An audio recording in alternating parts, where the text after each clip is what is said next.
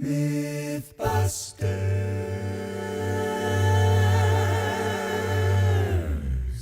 In my experience living in Saskatchewan, I have heard many white people complain about how nowadays there is reverse racism and white people can't get into college or get good jobs because they are all going to people of color. When I have been at school, work, or in a public space, I have encountered people who believe this narrative and say things like, "That teacher only gives good grades to the Indigenous students in their class," or "They only got the job over me because they are black. It is so unfair." These are just two examples, and they can both apply to any people of color. However, these are simply statistically inaccurate accusations that people of the dominant group believe are injustices to themselves. There is no such thing as reverse racism, because racism refers to power relations, and it is not something that flips back and forth between groups. The same group who has historically had power is ultimately the one in power. Thus, there cannot be reverse racism. To narrow it down, I am going to focus on the area of the myth that people of color are the ones getting all the good jobs now. The fact of the matter is that the workforce and job opportunities today are still dominated by white people.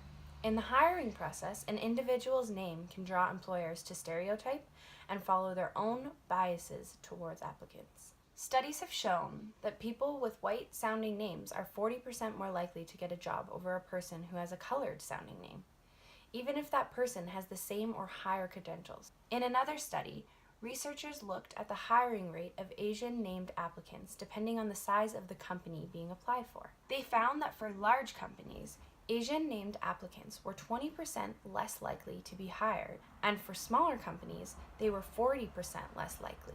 As for those already in the workforce, Melody Hobson has discussed how there are only 7 CEOs in the Fortune 250 that are of the minority group.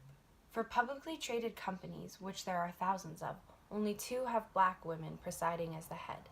And yet, white men only make up 30% of the population, but hold more than 70% of corporate workforce jobs. Indigenous people specifically are also 19% less likely to be employed in Canada than a non-Indigenous person. So, the concept that people of color are the ones getting all the good jobs now is a myth. The hiring process and workforce do not favor people of color. White applicants and workers still have a large advantage today. It is unjust, and I know that I experience privilege because I am white. Things need to change, and we all need to work to bridge the gap of inequity. Thank you.